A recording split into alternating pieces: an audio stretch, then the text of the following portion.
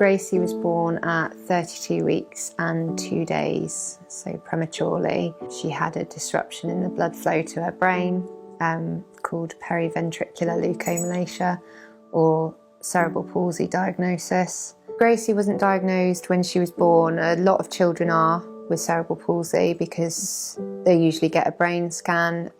Gracie wasn't, so she only got diagnosed 2 years ago after many, many, many appointments. She started school at normal age and everything, and it was a struggle for them, if I'm honest.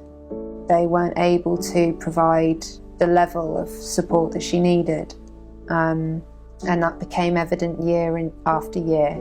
They put her into little separate groups for reading and writing and things, but they might do it one week and then the next week, if they had time, they'd do it, or they had the availability, they'd do it. And she got further and further behind, and the difference between her and her peers was so stark, being segregated from what everyone else was doing. And I hate using this word, but the normal thing that they were doing in class. She got sort of very despondent, and for a child that is very, very positive and very, very driven and very, very determined, she became the opposite. After a year of that, you think, we need to do better ourselves. We need to start looking at something else. And it was a friend of mine that mentioned that she really, really wanted her child to go to the Prince of Wales. And I said, oh, why is that? And she told me all about the nursery, because she'd been to the nursery. And then she told me all about the school itself and this wonderful ethos that the school have for inclusion. And I was like, okay, I need to go and see the school.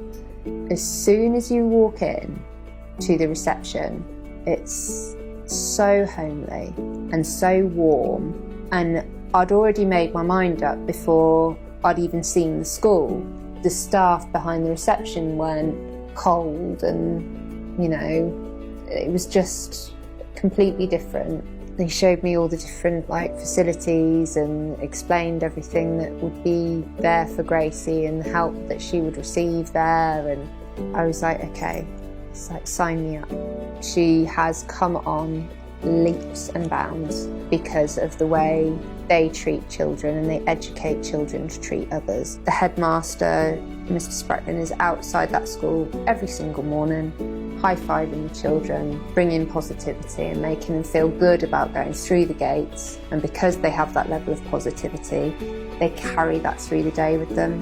He is an active part of the school, and he actively encourages the children every day to do better.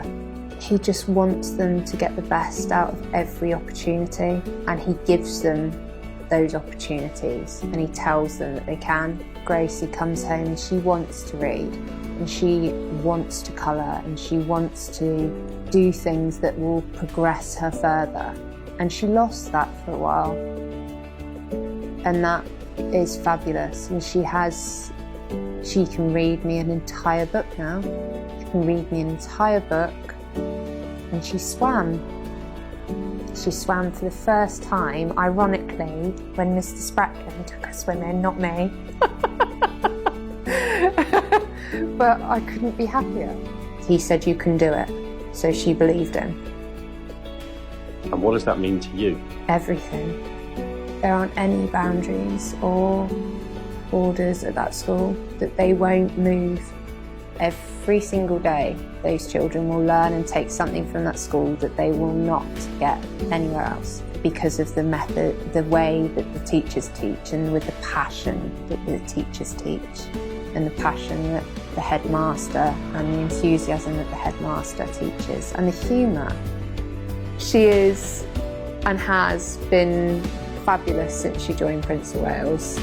It really has made her herself. She's found herself there.